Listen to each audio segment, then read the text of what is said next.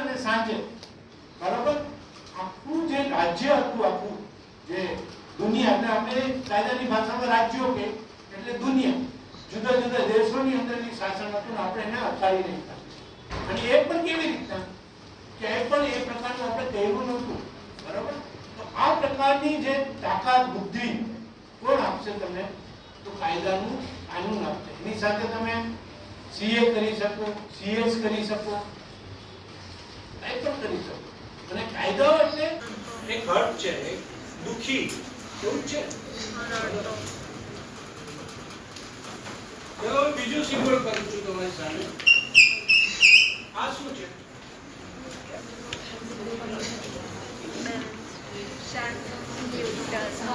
સામાન્ય, જનરલ અથવા તો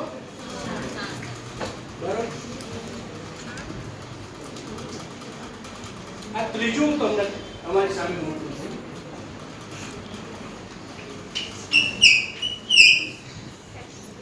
બધાને દેખાય છે ને? નોટ પેપર ઉપર લઈને જોઈન્ટ પાછું બેસી જજો, એમને થઈ જશે. શું છે ત્રીજું? हैप्पी. तो आज શું છે? हक. हक से लेकर हैप्पी तक हमें जाना है. तो कब जा सकते हैं? हक से हैप्पीनेस कब मिलेगी? कब मिलेगी? तो बीच में हमें नियम का पालन करना पड़ेगा. समझ गए आप? तो ये जो है ये क्या है? तो आने આપણે લો કહી શકાય. લો જે છે એ નથી આની તરફ પણ નથી ને આની તરફ પણ નથી. લો હંમેશા કેવો હોય છે? તટસ્થ હોય છે. એ દિશાની તટસ્થ છે. એટલે ઘણીવાર આપણે એવું કહેવાય લોમાં તો કંઈ ખબર જ નથી પડતી, એ તો અંધા કાનૂન હે. એને વારંવાર સાંભળતા અંધા કાનૂન હે. શું કામ આપણે એવું કહે છે કે લો કોઈને જોતો જ નથી, એની આંખમાં પટ્ટી પડેલી હોય છે, એ જોતો જ નથી. અને એ જો જોવે તો એની ઉપર જે તમે સબૂત આપશો એ જ જોશે, એના સિવાય જોશે નહીં. કાયદો જે છે છેલ્લામાં છેલ્લો એના આગળ શું સબૂત એટલે શું? સબૂત એટલે ખ્યાલ છે તમને કોઈને? પ્રૂફ. બીજું હજી એને કાયદાની ભાષામાં આપણે શું કરીએ? એવિડન્સ.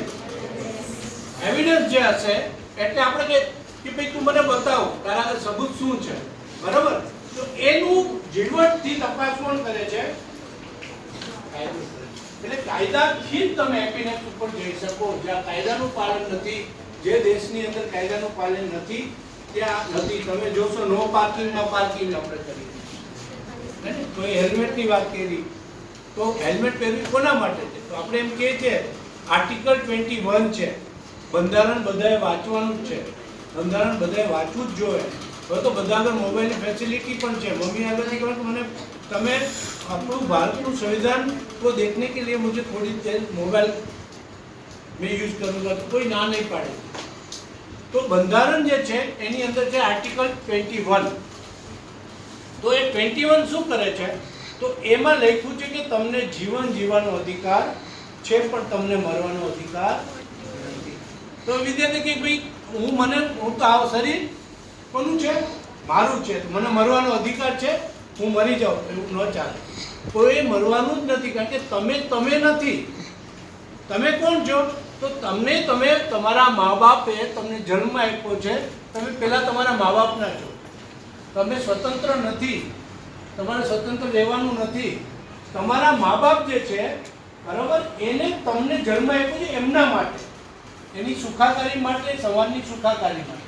બીજું તમે દેશ માટે તમારે જીવવાનું, તમારા માટે નહીં. અત્યારે કેવું થઈ ગયું, પેલું એક નવું આવ્યું છે ને પાર્ટી પણ હમણાં બની છે, હું અને મારું, એવું નહીં. હું છું સમાજમાં, મારું જે છે કેમ હમણાં વાત કરી, બહુ સરસ વાત કરી આપણી એ મેડમની. તો એ મેડમે શું કહ્યું? તો એને સમાજ માટે કેટલું કામ કર્યું, જેનું એને તમને સેલેરી પણ મળશે, બરાબર. તમે એડવોકેટ બનશો તો કોઈ ફીમાં તમારે કામ કરવા નહીં આવે. એક લાઈન લખવાની હશે તો તમને 5-10 હજાર રૂપિયા મળશે, પણ 10,000 લેવા માટે તમારે ખૂબ શીખવું પડશે. શું શીખવું પડશે? કાયદો શીખવો. જો તમે કાયદો શીખશો, તમારે દોઢ મહિના તમારા આગળ આવો, તમે જાહેરાત કરવાની મનાય છે, તો તમારે વકીલ બનવું હશે, અથવા તો માનો કે તમે વકીલ ન બનો, તમે સોલિસિટર બનો. સોલિસિટર ન બનો તો તમે તમારી જ્યાં પણ રહેતા હો ત્યાં પણ તમે કાયદાનું જ્ઞાન આપી શકો.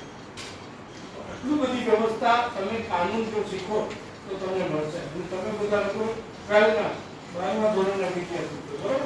તો 12મા પછી તમારે સીધું 4 વર્ષનું જે છે 5 વર્ષનો કોર્સ છે એ કરો એટલે સીધા તમે વકીલ બની જાઓ.